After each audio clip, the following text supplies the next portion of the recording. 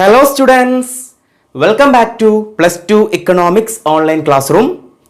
Previous ക്ലാസ്സിൽ എന്തൊക്കെയായിരുന്നു discuss ചെയ്തിരുന്നത്? Yes, very good. We were discussed about law of demand and demand curve. ചോദന വക്രത്തെക്കുറിച്ചും ചോദന നിയമത്തെക്കുറിച്ചുമായിരുന്നു കഴിഞ്ഞ ക്ലാസ്സിൽ ഡിസ്കസ് ചെയ്തിരുന്നത് അല്ലേ? ഇന്നത്തെ ക്ലാസ്സിൽ ഡിസ്കസ് ചെയ്യാൻ വേണ്ടി പോകുന്നത് വളരെ ചെറിയൊരു രസകരമായിട്ടുള്ള ടോപ്പിക്കാണ്. ടോപ്പിക്കിന്റെ പേര് ശ്രദ്ധിച്ചോളൂ. ചേഞ്ചസ് ഇൻ ഡിമാൻഡ് കർവ്, ചോദന വക്രത്തിലെ മാറ്റങ്ങൾ. വളരെ സിമ്പിൾ ആയിട്ടുള്ളൊരു ടോപ്പിക്കാണ്. Changes in demand curve depends on many factors. ചോദന വക്രത്തിലെ മാറ്റങ്ങൾ ഒരുപാട് ഘടകങ്ങളെ ആശ്രയിച്ചിട്ടാണ് ഇരിക്കുന്നത്. And changes in the demand curve can be divided into two. ചോദന വക്രത്തിലെ മാറ്റങ്ങളെ രണ്ടായിട്ട് തരംതിരിക്കാം.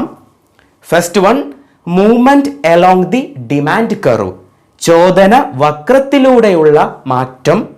Second, shift in demand curve, ചോദന വക്രത്തിന്റെ മാറ്റം. ഇത് രണ്ടുമാണ് കാറ്റഗറൈസേഷൻ. നമുക്ക് ഓരോന്നായിട്ട് എടുത്ത് പരിശോധിക്കാം. ആദ്യം ഡിസ്കസ് ചെയ്യുന്നത് movement along the demand curve, ചോദന വക്രത്തിലൂടെയുള്ള മാറ്റത്തെക്കുറിച്ചാണ്. Changes in the quantity demanded of a commodity due to changes in price is known as movement along the demand curve. വിലയിലുണ്ടാകുന്ന മാറ്റത്തിന്റെ ഫലമായി ഒരു സാധനത്തിന്റെ ചോദനം ചെയ്യുന്ന അളവിലുണ്ടാകുന്ന മാറ്റത്തെയാണ് ചോദന വക്രത്തിലൂടെയുള്ള മാറ്റമെന്ന് പറയുന്നത്.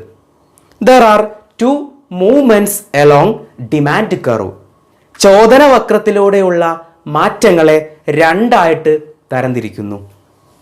ഫസ്റ്റ്, എക്സ്പാൻഷൻ ഓഫ് ഡിമാൻഡ്, ചോദനത്തിന്റെ വികാസമെന്നും. സെക്കൻഡ്, കോൺട്രാക്ഷൻ ഓഫ് ഡിമാൻഡ്, ചോദനത്തിന്റെ സങ്കോചമെന്നും. രണ്ടും വളരെ ഇമ്പോർട്ടൻ്റ് ആണ്. ആദ്യം നമുക്ക് ഡിസ്കസ് ചെയ്യാനുള്ളത് what is expansion of demand, എന്താണ് ചോദനത്തിന്റെ വികാസം. വളരെ സിമ്പിൾ ആയിട്ടുള്ളൊരു കാര്യമാണ്. Increase in quantity demanded of a commodity due to fall in price. ഒരു സാധനത്തിന്റെ വില കുറഞ്ഞാൽ ഒരു ഉപഭോക്താവ് സാധനം കൂടുതൽ വാങ്ങിക്കുന്നു. അതായത് ഒരു സാധനത്തിന്റെ വില കുറഞ്ഞാൽ ചോദനം ചെയ്യുന്ന അളവ് വർദ്ധിക്കുന്നു. That means downward movement along the demand curve is known as expansion of demand. ചോദന വക്രത്തിലൂടെ താഴേക്ക് നീങ്ങുന്നതിന് പറയുന്ന പേരാണ് ചോദനത്തിന്റെ വികാസം. വളരെ സിമ്പിൾ ആയിട്ടുള്ളൊരു കാര്യമാണ്. ഇനി എക്സ്പാൻഷൻ ഓഫ് ഡിമാൻഡ്, ചോദനത്തിന്റെ വികാസം ഗ്രാഫിക്കലി പ്രസന്റ് ചെയ്യാൻ വേണ്ടി പോവാണ്. ഗ്രാഫ് ഉപയോഗിച്ചുകൊണ്ട് പറയാൻ വേണ്ടി പോവാണ്. ശ്രദ്ധിച്ചോളൂ. ഞാനിവിടെ ഡിമാൻഡ് കർവ് വരച്ചിട്ടുണ്ട്. ഡി ആണ് ഡിമാൻഡ് കർവ്. ഓക്കെ ആണല്ലോ. ഡിമാൻഡ് കർവിലൂടെ ഞാൻ 3 പോയിന്റുകൾ മാർക്ക് ചെയ്തിട്ടുണ്ട്. ഏതൊക്കെയാണ്? A, B, C. ഓക്കെ ആണല്ലോ. ഗ്രാഫ് വരയ്ക്കുമ്പോൾ ശ്രദ്ധിക്കേണ്ട കാര്യങ്ങൾ എന്തൊക്കെയാണ്? Horizontal axis or X axis represents quantity demanded and vertical axis Y axis represent price, വിലയാണ്. ഓക്കെ ആണല്ലോ. ഇവിടെ കൊമോഡിറ്റി എക്സ്, സാധനം എക്സ് ആണെന്ന് വിചാരിക്കുക. കൊമോഡിറ്റി എക്സിന്റെ ഡിഫറെന്റ് പ്രൈസുകളാണ് ഞാനിവിടെ തന്നിട്ടുള്ളത്. 3 വിലകളാണ് കൊടുത്തിട്ടുള്ളത്, P1, P and P2. Commodity എക്സിന്റെ ഡിഫറെന്റ് ക്വാണ്ടിറ്റി ഡിമാൻഡുകൾ, ചോദന ചെയ്യുന്ന വിവിധ അളവുകളാണ് ഞാനിവിടെ കൊടുത്തിട്ടുള്ളത്. ഏതൊക്കെയാണ്? Q2, Q and Q1. Okay ആണല്ലോ. ഇനി ശ്രദ്ധിച്ചോളൂ. കൊമോഡിറ്റി എക്സ്, സാധനം എക്സിന്റെ ഒന്നാമത്തെ വില, ഇനീഷ്യൽ പ്രൈസ് P ആണ്. That is initial price of commodity X is P. സാധനം എക്സിന്റെ ഒന്നാമത്തെ വില P ആണ്. And initial quantity demanded of commodity X Q ആണ്. P എന്ന വിലയിൽ കൊമോഡിറ്റി എക്സ്, സാധനം എക്സിന്റെ ചോദനം ചെയ്യപ്പെടുന്ന അളവ് എത്രയാണ്? Q ആണ്. ഓക്കെ ആണല്ലോ. P എന്ന വിലയിൽ Q ആണ് ക്വാണ്ടിറ്റി ഡിമാൻഡഡ്. പോയിന്റ് ഏതാണ്? എ ആണ്. ഓക്കെ ആണല്ലോ. ഇനി ശ്രദ്ധിച്ചോളൂ. When price decreased from P to P1, വില പിയിൽ നിന്ന് P1 ആയിട്ട് കുറഞ്ഞാൽ, ആരമാർ ശ്രദ്ധിച്ചോളൂ, P1 ആയിട്ട് കുറഞ്ഞാൽ ക്വാണ്ടിറ്റി ഡിമാൻഡിന് എന്ത് മാറ്റം ഉണ്ടാവും? That is quantity demanded increased from Q to Q1. Okay ആണല്ലോ. അപ്പോൾ വില പിയിൽ നിന്ന് P1 ആയിട്ട് കുറഞ്ഞാൽ ക്വാണ്ടിറ്റി ഡിമാൻഡഡ്, സാധനം എക്സിന്റെ ചോദനം ചെയ്യപ്പെടുന്ന അളവ് ക്യൂവിൽ നിന്ന് Q1 ആയിട്ട് വർദ്ധിക്കുന്നു. ഓക്കെ ആണല്ലോ. ഓക്കെ. അപ്പോൾ നിങ്ങൾ നോക്കിക്കേ, ഇവിടെ ബി എന്ന പോയിന്റ് കണ്ടോ? നിങ്ങൾ ബി എന്ന പോയിന്റ് കണ്ടു. അപ്പൊ നിങ്ങൾ നോക്കിക്കേ, എ എന്ന പോയിന്റിൽ നിന്ന് ബി എന്ന പോയിന്റിലേക്ക് ആരോ മാർക്ക് ഞാൻ കൊടുത്തിട്ടുണ്ട്. ഓക്കെ ആണല്ലോ. That is in this diagram movement from point A to point B shows expansion of demand. Point എയിൽ നിന്നും പോയിന്റ് ബിയിലേക്കുള്ള മാറ്റം ചോദനവക്രത്തിലൂടെ താഴേക്ക് നീങ്ങുന്നു, അല്ലേ? ആ താഴേക്ക് നീങ്ങുന്നതിനെ പറയുന്ന പേരാണ് ചോദനത്തിന്റെ വികാസം. ഡെഫിനിഷനിൽ നമ്മൾ പഠിച്ചു. That is downward movement from point A to point B. ചോദന വക്രത്തിലൂടെയാണ് ഈ 3 പോയിന്റുകളും ഉള്ളത്, അല്ലേ? എ എന്ന പോയിന്റ്, ബി എന്ന പോയിന്റ്, സി എന്ന പോയിന്റ്. അതില് എ എന്ന പോയിന്റിൽ നിന്ന് ബി എന്ന പോയിന്റിലേക്ക് ചോദന വക്രത്തിലൂടെയാണ് താഴേക്ക് നീങ്ങുന്നത്. അപ്പോൾ ആ പോയിന്റ് ഏതാണ്? എക്സ്പാൻഷൻ ഓഫ് ഡിമാൻഡ്, ചോദനത്തിന്റെ വികാസം. ഓക്കെ ആണല്ലോ. വളരെ സിമ്പിൾ ആയിട്ടുള്ള ഒരു കാര്യമാണ്. ആരോ മാർക്ക് നിങ്ങൾ എന്ത് ചെയ്യണം? ശ്രദ്ധിക്കണം. ഓക്കെ. അപ്പോൾ എക്സ്പാൻഷൻ ഓഫ് ഡിമാൻഡ് നമ്മൾ പഠിച്ചു. രണ്ടാമത്തത് എന്തായിരുന്നു? കോൺട്രാക്ഷൻ ഓഫ് ഡിമാൻഡ്, ചോദനത്തിന്റെ സങ്കോചം. ഇതും വളരെ സിമ്പിൾ ആണ്. Just opposite of expansion of demand, ചോദനത്തിന്റെ വികാസം. അതിന്റെ നേരെ വിപരീതമാണ് ചോദനത്തിന്റെ സങ്കോചം. എന്തായിരിക്കും ഡെഫിനിഷൻ വരിക? Yes, decrease in quantity demanded of a commodity due to rise in price. ഒരു സാധനത്തിന്റെ വില വർദ്ധിച്ചാൽ ഉപഭോക്താവ് വാങ്ങുന്ന സാധനത്തിന്റെ അളവ് കുറയും, അല്ലെ? സാധനത്തിന്റെ വില വർദ്ധിച്ചാൽ ചോദനം ചെയ്യുന്ന അളവ് കുറയും. That means upward movement along the demand curve is known as contraction of demand. ചോദന വക്രത്തിലൂടെ മുകളിലേക്ക് നീങ്ങുന്നതിനെയാണ് ചോദനത്തിന്റെ സങ്കോചം എന്ന് പറയുന്നത്. നമുക്ക് ഇതേ ഗ്രാഫിൽ തന്നെ അടയാളപ്പെടുത്താം. ശ്രദ്ധിച്ചോളൂ. ഒന്നാമത്തെ പ്രൈസ്, സാധനം എക്സിന്റെ ഒന്നാമത്തെ പ്രൈസ് ഏതായിരുന്നു? പി ആണ്. ഒന്നാമത്തെ ക്വാണ്ടിറ്റി ഡിമാൻഡഡ് ഏതാണ്? ക്യൂ ആണ്. ഓക്കെ ആണല്ലോ. ഇനി നിങ്ങൾ നോക്കിക്കേ, എന്താണ് ചേഞ്ച് വരുന്നത്? പ്രൈസ് കൂടുന്നു, പിയിൽ നിന്ന് P2 ആയിട്ട് വർദ്ധിക്കുന്നു.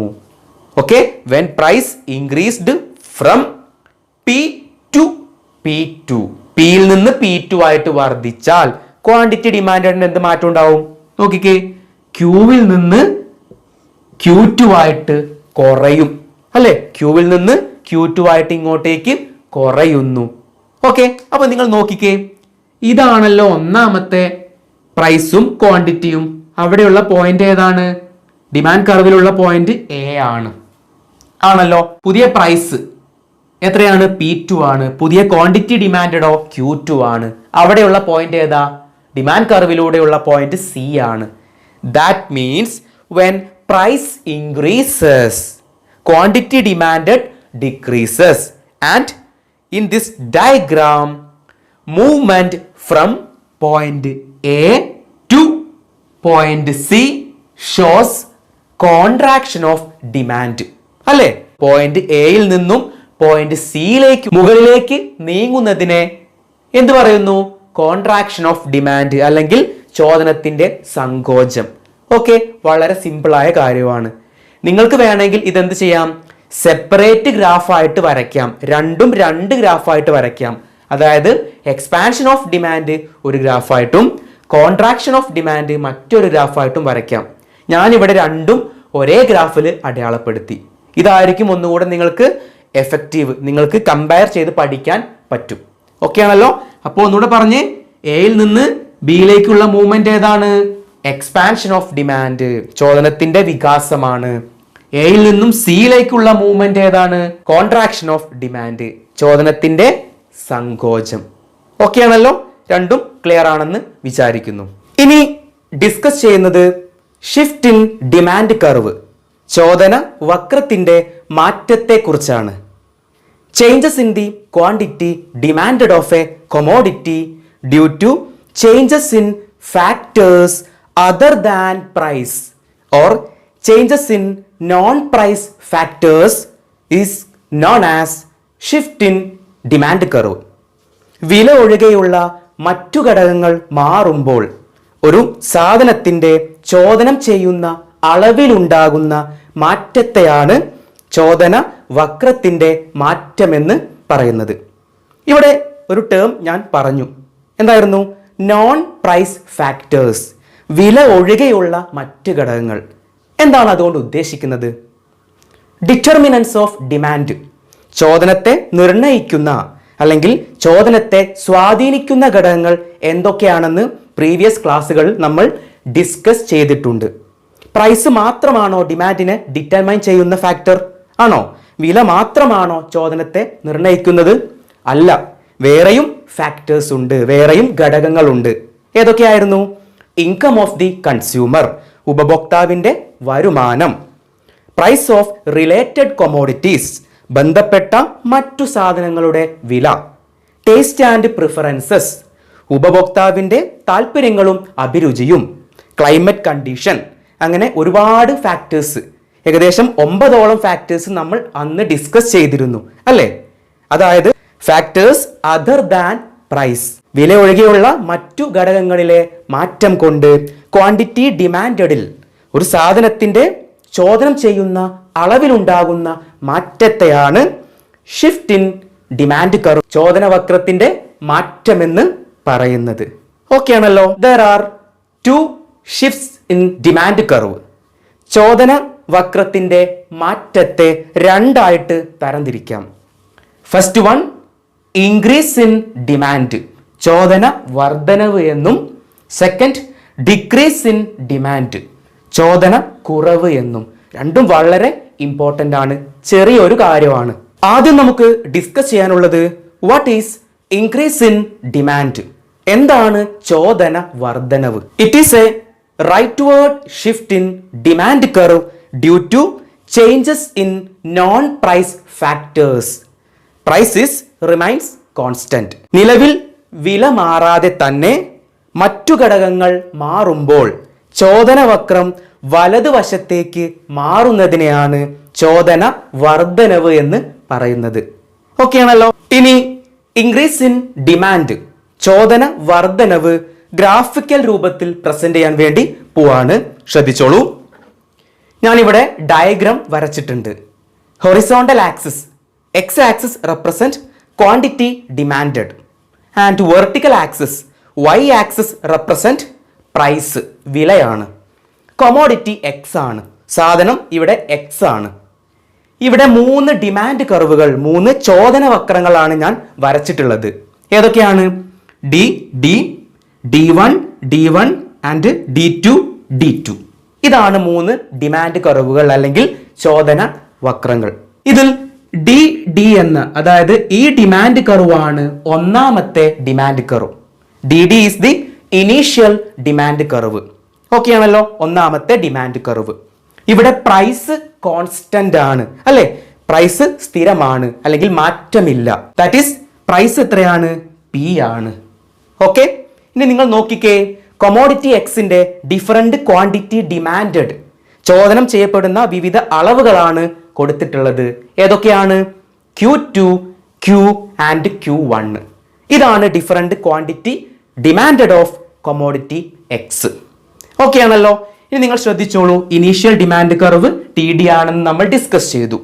For example, when income of the consumer is increases, ഒരു ഉപഭോക്താവിന്റെ വരുമാനം വർദ്ധിച്ചാൽ എന്ത് സംഭവിക്കുന്നു? ക്വാണ്ടിറ്റി ഡിമാൻഡഡ് ആദ്യം എത്രയായിരുന്നു? Q ആയിരുന്നു അല്ലേ? ഒന്നാമത്തെ ഡിമാൻഡ് കർവിലുള്ള ക്വാണ്ടിറ്റി ഡിമാൻഡ് എത്രയായിരുന്നു? Q ആയിരുന്നു. എന്നാൽ എന്ത് സംഭവിച്ചു? ഉപഭോക്താവിന്റെ വരുമാനം, income of the consumer is increases, quantity demanded is increases. എങ്ങോട്ടേക്ക് മാറി? ക്യൂവിൽ നിന്ന് Q1 ആയിട്ട് മാറി, ഇൻക്രീസ് ചെയ്തു. ഓക്കെ ആണല്ലോ. അപ്പൊ നിങ്ങൾ നോക്കിക്കേ, ഇവിടെ Q1 ആയിട്ട് മാറിയതിന്റെ അതോടൊപ്പം തന്നെ ഡിമാൻഡ് കർവ് എങ്ങോട്ടേക്ക് ഷിഫ്റ്റ് ചെയ്തു? വലതുവശത്തേക്ക് മാറി അല്ലേ? D എന്ന ഡിമാൻഡ് കർവിൽ നിന്നും, ചോദന വക്രത്തിൽ നിന്നും D1 എന്ന ഡിമാൻഡ് കർവിലേക്ക് ഷിഫ്റ്റ് ചെയ്തു അല്ലേ? മാറി, വലതുവശത്തേക്ക് ഷിഫ്റ്റ് ചെയ്തു, റൈറ്റ് വേർഡ് ഷിഫ്റ്റ്. ഓക്കെ ആണല്ലോ. ഇതാണ് ഇൻക്രീസ് ഇൻ ഡിമാൻഡ്, ചോദന വർധനവ്. ഇവിടെ ഇൻകം ഓഫ് ദി കൺസ്യൂമർ എന്ന് പറഞ്ഞു. ഇൻകം ഓഫ് ദി കൺസ്യൂമർ എന്ന് പറഞ്ഞാൽ എന്താണ്? പ്രൈസ് ഒഴികെയുള്ള, എക്സെപ്റ്റ് പ്രൈസ് ഒഴികെയുള്ള മറ്റൊരു ഡിമാൻഡിന്റെ ഡിറ്റർമിനന്റ് ആണ്, ചോദനത്തെ നിർണ്ണയിക്കുന്ന ഘടകമാണ്. ഓക്കെ ആണല്ലോ. അപ്പോൾ ഇൻകം വർദ്ധിച്ചപ്പോൾ, വരുമാനം വർദ്ധിച്ചപ്പോൾ ക്വാണ്ടിറ്റി ഡിമാൻഡഡ് എന്തായിട്ട് മാറി? ക്യൂവിൽ നിന്ന് Q1 ആയിട്ട് വർദ്ധിച്ചു. സാധനത്തിന്റെ വില മാറ്റുണ്ടോ? ഇല്ല. നിലവിൽ വില മാറാതെ തന്നെ മറ്റു ഘടകങ്ങൾ, ആ ഘടകങ്ങളിലെ ഒരു ഘടകമാണ് ഇൻകം ഓഫ് ദി കൺസ്യൂമർ, ഉപഭോക്താവിന്റെ വരുമാനം. അത് വർദ്ധിച്ചപ്പോൾ ഡിമാൻഡ് കർവ്, ചോദന വക്രം ഡിയിൽ നിന്ന് D1 ആയിട്ട് ഇൻക്രീസ് ചെയ്തു. That is rightward shift in the demand curve, വലതുവശത്തേക്ക് മാറി. ഇതാണ് ഇൻക്രീസ് ഇൻ ഡിമാൻഡ്, ചോദന വർധനവ്. നെക്സ്റ്റ്, ഡിക്രീസ് ഇൻ ഡിമാൻഡ്, ചോദന കുറവ്. It is just opposite of increase in demand. ചോദന വർധനവിന്റെ നേരെ വിപരീതമാണ് ചോദന കുറവ്. That is leftward shift in demand curve due to changes in non-price factors is known as decrease in demand. നിലവിൽ വില മാറാതെ തന്നെ മറ്റു ഘടകങ്ങൾ മാറുമ്പോൾ ചോദന വക്രം ഇടതുവശത്തേക്ക് മാറുന്നതിനെയാണ് ചോദന കുറവ് എന്ന് പറയുന്നത്. അതും നമ്മൾ ഗ്രാഫിക്കലി പ്രസന്റ് ചെയ്യാൻ വേണ്ടി പോവാണ്, സെയിം ഡയഗ്രത്തിൽ തന്നെ. നിങ്ങൾ നോക്കിക്കേ, ഒന്നാമത്തെ ഡിമാൻഡ് കർവ് ഏതായിരുന്നു? D ആണെന്ന് ഡിസ്കസ് ചെയ്തു. ഒന്നാമത്തെ ഡിമാൻഡ് കർവിലുള്ള ക്വാണ്ടിറ്റി ഡിമാൻഡഡ്, സാധനം എക്സിന്റെ ചോദനം ചെയ്യപ്പെട്ട അളവ് എത്രയാണ്? Q ആണ് അല്ലെ? Q ആണ് നമ്മൾ പറഞ്ഞു. ഇനി നോക്കിക്കേ, പ്രൈസ് സ്ഥിരമാണ് ആണല്ലോ. ഇവിടെ ഓരോ ഡിമാൻഡ് കർവിലും പ്രൈസ് കോൺസ്റ്റന്റ് ആണ്, കാരണം വിലയെ നമ്മൾ കൺസിഡർ ചെയ്യുന്നില്ല. We consider only factors other than price. വില ഒഴികെയുള്ള മറ്റു ഘടകങ്ങളെയാണ് ഇവിടെ പരിഗണിക്കുന്നത് ആണല്ലോ. For example, decrease in income of the consumer, ഒരു ഉപഭോക്താവിന്റെ വരുമാനം കുറഞ്ഞാൽ ക്വാണ്ടിറ്റി ഡിമാൻഡിന് എന്ത് മാറ്റം ഉണ്ടാവും? വില മാറാതെ തന്നെ ചോദനം ചെയ്യുന്ന അളവ്, ക്വാണ്ടിറ്റി ഡിമാൻഡ് ക്യൂവിൽ നിന്ന് Q2 ആയിട്ട് കുറയുന്നു അല്ലെ? ഫോർ എക്സാമ്പിൾ, നമ്മുടെ കയ്യിലുള്ള വരുമാനം ഇല്ലെങ്കിൽ നമ്മൾ സാധനങ്ങൾ വാങ്ങിക്കുകയോ ഇല്ല, വാങ്ങുന്ന അളവ് കുറയും. അതേ ഒരു കാര്യം തന്നെ. അപ്പോൾ when income of the consumer is decreased, ഉപഭോക്താവിന്റെ വരുമാനം കുറഞ്ഞാൽ സാധനം ചോദനം ചെയ്യപ്പെടുന്ന അളവ് കുറയുന്നു, ക്വാണ്ടിറ്റി ഡിമാൻഡഡ് കുറയുന്നു. ഓക്കെ ആണല്ലോ. അപ്പൊ നിങ്ങൾ ശ്രദ്ധിച്ചേ, that is leftward shift in demand curve, ചോദന വക്രം ഇടതുവശത്തേക്ക് മാറുന്നു അല്ലെ? D ആയിരുന്നു ഒന്നാമത്തെ ഡിമാൻഡ് കർവ്. പക്ഷേ ഉപഭോക്താവിന്റെ വരുമാനം കുറഞ്ഞപ്പോൾ ക്വാണ്ടിറ്റി ഡിമാൻഡും കുറയും, ചോദനം ചെയ്യുന്ന അളവ് കുറയും. ദാറ്റ് ഈസ് D എന്ന ഡിമാൻഡ് കർവിൽ നിന്ന് D2 എന്ന ഡിമാൻഡ് കർവിലേക്ക് ഷിഫ്റ്റ് ചെയ്യുന്നു.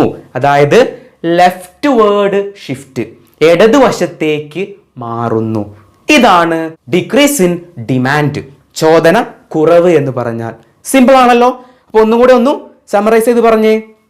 പ്രൈസ് കോൺസ്റ്റന്റ് ആണ്. Okay, when income of the consumer, ഉപഭോക്താവിന്റെ വരുമാനം, it is one of the determinant of demand, ചോദനത്തെ നിർണ്ണയിക്കുന്ന ഒരു ഘടകമാണ് ഉപഭോക്താവിന്റെ വരുമാനം. അപ്പോൾ when income of consumer is increase, quantity demanded increase, that is demand curve shift to rightward direction, ചോദനവക്രം വലതുവശത്തേക്ക് മാറുന്നു. And when income of the consumer is decreases, ഉപഭോക്താവിന്റെ വരുമാനം കുറഞ്ഞാൽ ക്വാണ്ടിറ്റി ഡിമാൻഡഡ്, ചോദനം ചെയ്യുന്ന അളവ് കുറയുന്നു. That means left word shift in demand curve. ചോദനവക്രം ഇടതുവശത്തേക്ക് മാറുന്നു. ഓക്കെ ആണല്ലോ. ഇതാണ് decrease in demand and increase in demand. ചോദന കുറവും ചോദന വർധനവും. വളരെ സിമ്പിൾ ആയിട്ടുള്ളൊരു ടോപ്പിക്കാണ്. അപ്പോൾ ഡിമാൻഡ് കർവിലെ ചേഞ്ചസിനെ കുറിച്ച് നമ്മൾ വ്യക്തമായിട്ട് പഠിച്ചു. ഏതൊക്കെയായിരുന്നു? Movement along the demand curve, ചോദന വക്രത്തിലൂടെയുള്ള മാറ്റമെന്നും, ഷിഫ്റ്റ് ഇൻ ഡിമാൻഡ് കർവ്, ചോദന വക്രത്തിന്റെ മാറ്റമെന്നും. അത് ഗ്രാഫിക്കലി നമ്മൾ പ്രസന്റ് ചെയ്യുകയും ചെയ്തു. ഓക്കെ ആണല്ലോ. ഇത്രയാണ് നമ്മുടെ ഇന്നത്തെ ക്ലാസ്. വളരെ ചെറിയൊരു ടോപ്പിക് ആയിരുന്നു ഡിസ്കസ് ചെയ്തിരുന്നത്. എല്ലാവർക്കും വളരെ വ്യക്തമായിട്ട് മനസ്സിലായി കാണുമെന്ന് വിചാരിക്കുന്നു. അപ്പോൾ എൻ്റെ ഈ ക്ലാസ് നിങ്ങൾക്ക് ഇഷ്ടമായെങ്കിൽ തീർച്ചയായിട്ടും ലൈക്ക് ചെയ്യണം, ഷെയർ ചെയ്യണം, അതുപോലെ സബ്സ്ക്രൈബും ചെയ്യാൻ മറക്കരുത്. അപ്പോൾ അടുത്ത ക്ലാസ്സിൽ നമുക്ക് വീണ്ടും കണ്ടുമുട്ടാം. എല്ലാവർക്കും ഒരു ശുഭദിനം നേരുന്നു.